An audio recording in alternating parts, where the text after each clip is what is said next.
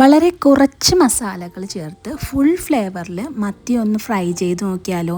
ഞാനിപ്പോൾ ഗ്രില്ല് ചെയ്തിട്ടാണ് എടുത്തിട്ടുള്ളത്. ഇത് നമുക്ക് പാനിലും ഇതുപോലെ റെഡിയാക്കി എടുക്കാം കേട്ടോ.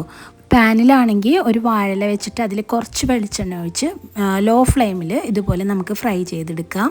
ഇനി മത്തി ഒന്ന് മാരിനേറ്റ് ചെയ്യണം. അതിനായി കുറച്ച് കൂടുതൽ കുരുമുളക് പൊടി, മഞ്ഞൾപ്പൊടി, ആവശ്യത്തിന് ഉപ്പും കുറച്ച് ലെമൺ ജ്യൂസും കൂടി പിന്നെ കുറച്ച് വെളിച്ചെണ്ണയും കൂടി ഒഴിച്ചു കൊടുക്കുന്നുണ്ട്.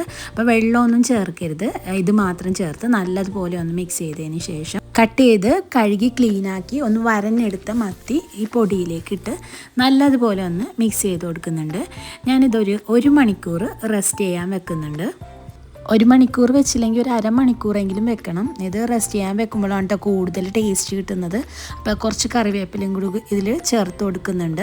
അപ്പോൾ 1 മണിക്കൂറിന് ശേഷം മത്തി ഒന്ന് ഗ്രില്ല് ചെയ്തെടുക്കാം. ഞാൻ എയർ ഫ്രയറിലാണ് ചെയ്യണത്. അപ്പോൾ ഇതുപോലെ ഒരു വാഴയിലിട്ട് അതിന് മുകളിലേക്ക് മത്തി വെച്ചിട്ടാണ് കേട്ടോ ചെയ്യുന്നത്.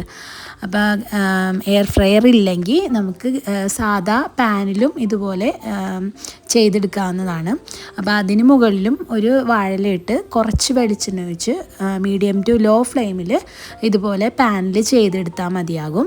നല്ല ടേസ്റ്റാണ്. അധികം മസാലകളൊന്നും ചേർക്കാത്തതുകൊണ്ട് തന്നെ മത്തീൻ്റെ കറക്റ്റ് ഫ്ലേവർ നമുക്ക് കിട്ടും. അപ്പോൾ ഇതുപോലെ ചെയ്യാത്തവരാണെങ്കിൽ ഒന്ന് റെഡിയാക്കി നോക്കിക്കോ.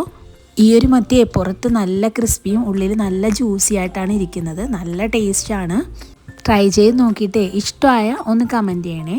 ഇനി അടുത്ത നല്ല സിമ്പിൾ റെസിപ്പി ആയിട്ട് വരാം. Thanks for watching.